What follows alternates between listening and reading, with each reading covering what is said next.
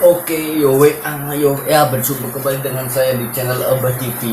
Pada kali ini selamat siang, selamat malam, selamat sore, selamat menempuh hidup baru yang mau yang sudah menikah, dan selamat Anda yang masih jomblo seperti saya ini. Mau apa mencicil? Ngicing. Pada video kali ini saya akan melihat para peserta kontes dan stand up komedi seperti apa penampilan mereka, dan kali ini saya akan memberikan ini mikrofon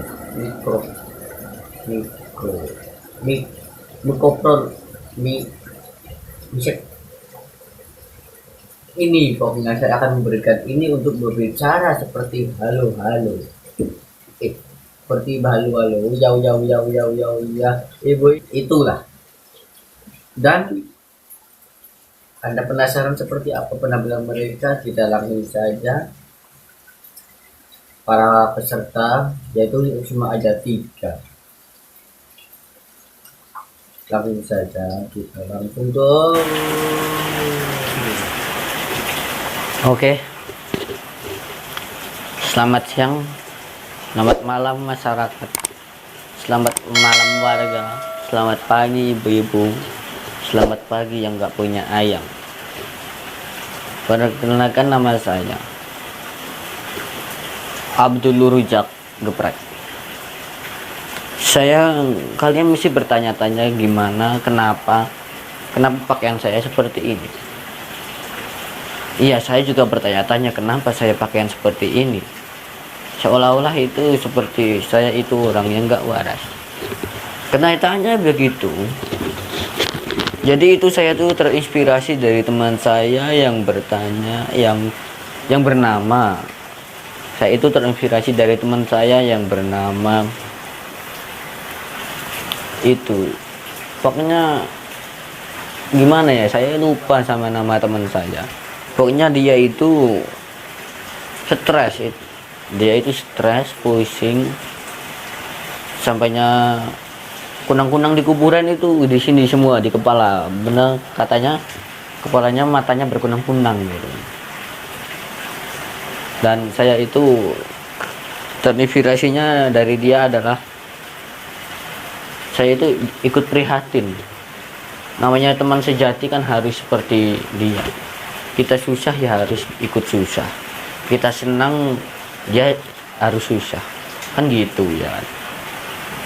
Nah, dia itu punya cerita, saya yang nemenin.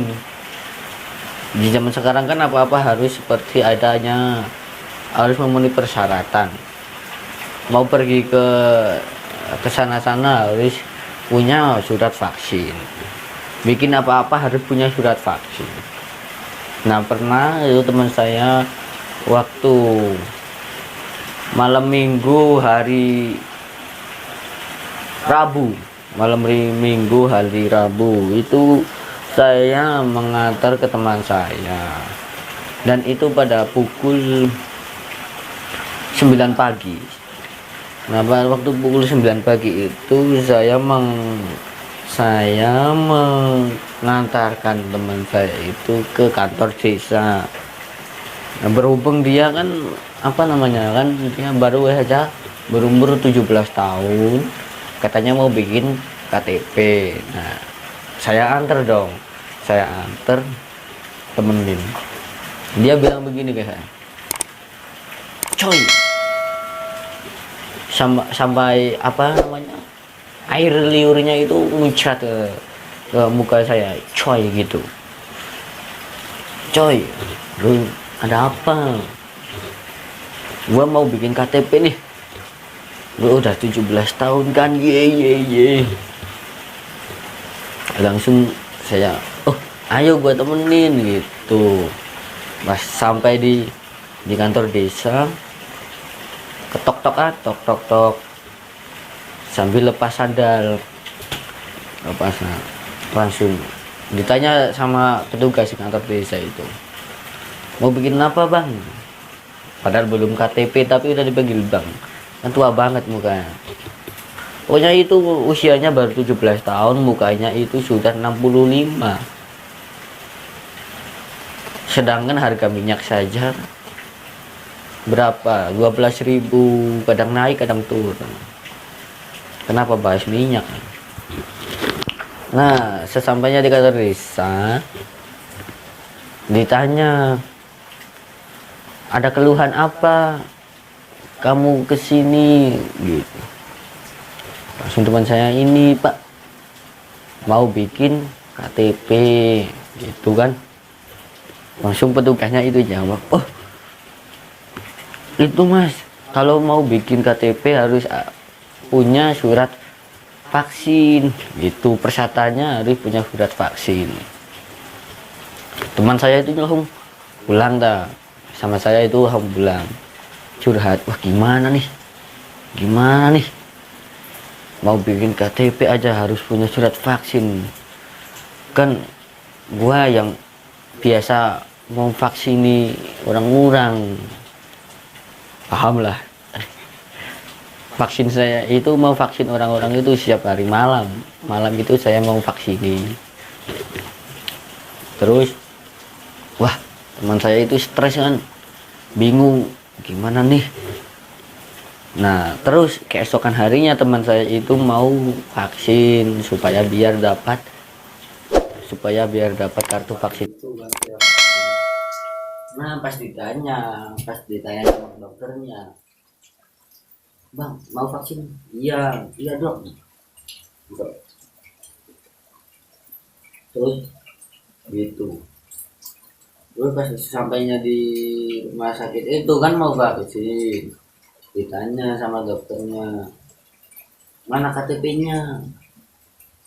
Lah, terus bingung kan cuman, dok, karena nggak punya KTP, mau bikin KTP belum punya surat vaksin, mau vaksin belum punya KTP. Akhirnya teman saya itu frustasi terus pas mau pulang itu pamitan sama dokternya, izin gua pulang dulu nggak punya KTP. Terus dokternya tanya, loh kok jikan dok? Dok kan anjing ya. Nah sesampainya di rumah itu tambah stres teman saya itu, udah mau bikin KTP harus punya surat vaksin, udah mau vaksin harus punya KTP, langsung dia stres itu. Di depan rumah ada kucing lewat untuk itu, langsung dia comprok makan karena dia stres. Dikatain, kamu punya vaksin nggak, kucing sampai ditanyain gitu karena stres kan. Langsung saya itu merasa kasihan kan, cuma saya jadi stres, jadi kayak setengah gila, setengah waras gitu. Saya sebagai teman sejati ingin kalau temannya itu seperti itu, saya juga harus seperti itu, seperti ini kan.